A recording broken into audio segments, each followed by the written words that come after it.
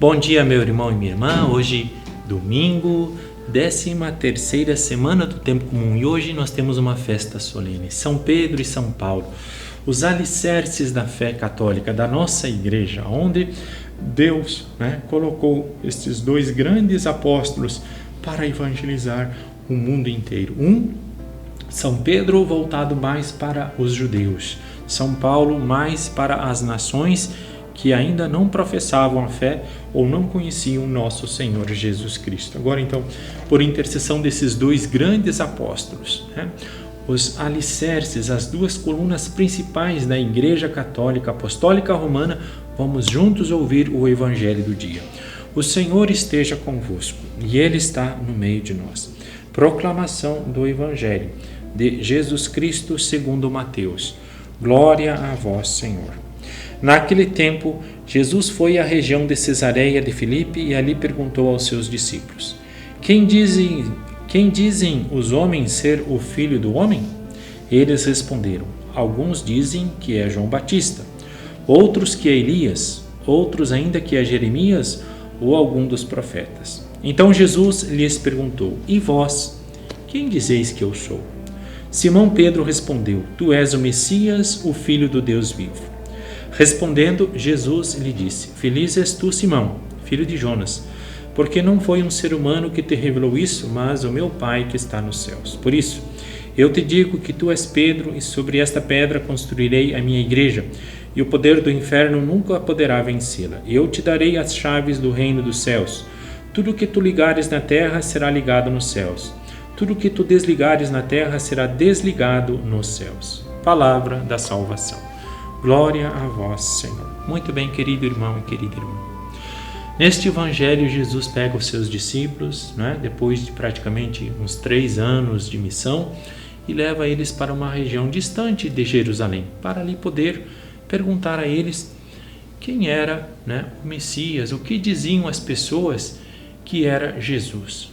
E ali, então, reunidos, Jesus pergunta aos discípulos, olha, o que as pessoas estão falando que eu sou? E aí eles começam a dizer, olha, as pessoas falam que o Senhor é João Batista, Elias, ou um dos profetas que ressuscitou, que veio dos mortos, Mas as pessoas, elas não conseguiam dizer que Jesus era o Messias, porque, na verdade, as pessoas estavam esperando um outro tipo de Messias. Elas estavam esperando que Jesus, viesse fazer a vontade deles, não que Jesus pedisse que as pessoas fizessem a vontade de Deus. Eles queriam manipular Jesus. Eles queriam que Jesus estivesse neste mundo para os libertar, daquelas coisas que os oprimiam, mas o problema do poder político romano que na época governava todo o Israel, e as pessoas, como muitos hoje, querem usar Jesus na política, como político, para resolver problemas na sociedade, problemas que são os governos que devem resolver. Jesus não veio para isso. Jesus veio resolver algo muito mais profundo, o problema do coração humano. É daí que saem as infidelidades, as brigas, as guerras, as injustiças, a corrupção, É daí que nós temos essas ideologias, essas coisas que levam ao egoísmo,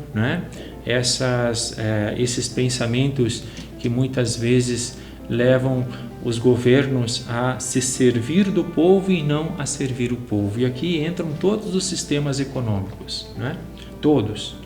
Se não for um sistema econômico iluminado pela palavra de Deus, arraigado na palavra de Deus, feito segundo a vontade de Deus, que quer que nós amemos a Deus sobre todas as coisas, inclusive sobre o dinheiro e as coisas deste mundo, E também amar o próximo como a si mesmo. Amar o próximo é amar aquela pessoa, aquela nação mais pobre, mais necessitada, Ajudar que todos possam ter dignidade, mas isso só vem depois que nós tivermos um coração transformado pelo amor de Deus. Então Jesus, depois de ouvir essa resposta dos apóstolos, ele vai àquela pergunta principal: e você? Ou no caso, vocês, os apóstolos, né? Você seria nós que estamos aqui hoje. O que dizem que eu sou? E aí São Pedro levanta e diz: olha, tu és o Messias, o Filho de Deus vivo, aquele que deveria vir ao mundo para salvar o mundo. Então Jesus, né, diz: muito bem, Pedro, mas não foi você, né, pela tua razão, pela tua inteligência, né, pelas tuas capacidades intelectuais, porque Pedro também não era muito inteligente, né, ele era um pescador, né, um homem assim meio bruto, meio duro, né, não tinha muita escolaridade, não tinha nenhuma formação, não era doutorado em nada, né, mas ele estava cheio do Espírito Santo naquele momento quando ele falou isto. E é isso que nós precisamos, estar cheio do Espírito Santo. Não adianta nós fazermos 20 faculdades, 30 doutorados, né? Sermos conhecedores da história da humanidade, de frente para trás, de trás para frente, se nós não tivermos caridade, não tivermos amor, se nós não tivermos um coração despojado, um coração semelhante ao Sagrado Coração de Jesus, ao Imaculado Coração de Maria. Nós nos acharemos deuses, nos colocaremos no lugar de Deus, vamos querer mandar em todo mundo e querer que todo mundo faça as coisas conforme eu acho que é o correto, que é o melhor. E as coisas muitas vezes não são assim.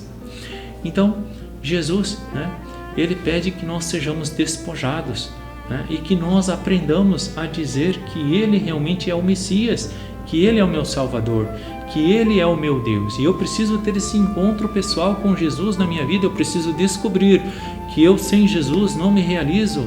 Eu posso, né, viajar o mundo inteiro, ganhar o mundo inteiro. Jesus, em outro momento, ele vai dizer assim: do que adianta o homem ganhar o mundo inteiro, todo o dinheiro, todo o sucesso, todas as faculdades, né? Ter todas as mulheres, todo o sucesso, todo o prazer deste mundo, todo o poder deste mundo político, econômico, seja lá o que for, todo o conhecimento, né? Se eu perder a minha vida. Então, isto é ter uma intimidade com o Senhor, é saber que nós também não podemos cruzar os braços, que nós também temos que trabalhar, lutar, estudar, fazer o nosso melhor, mas sempre voltados, né, para a graça de Deus, fazer as coisas não para, né, me dar bem ou para me sobressair sobre os outros, né, colocar os outros abaixo de mim. O meu conhecimento, a minha vocação, os dons que eu tenho, sejam eles quais forem, né? Todos temos dons, né? É para servir. Todos viemos a este mundo para uma missão. E esta missão, ela deve ser cumprida fazendo a vontade de Deus, iluminados pela palavra de Deus, fazendo com que tudo aconteça segundo a vontade do Senhor. Assim como fizeram São Pedro e São Paulo, com os sofrimentos, com suas dificuldades, com suas limitações, mas foram crescendo, foram se entregando, foram, né, colocando-se nas mãos de Deus. Tanto que no final da vida, São Pedro, né, ao fugir de Roma, porque não queria ser crucificado, encontra-se com Jesus. E Jesus, né, passando por ele, Pedro pergunta: Senhor, para onde vais? E Jesus diz: estou indo morrer crucificado porque você não está querendo assumir esta missão. Então Pedro volta, se envergonha, pede perdão e pede para ser crucificado de cabeça para baixo, porque não era digno de ser crucificado como nosso Senhor Jesus Cristo. E São Paulo, né, depois de cair do cavalo, de ser um perseguidor da igreja, arrepende-se, fica cego, né, volta a enxergar e aí começa a viver a vida como um discípulo fiel de nosso Senhor Jesus Cristo.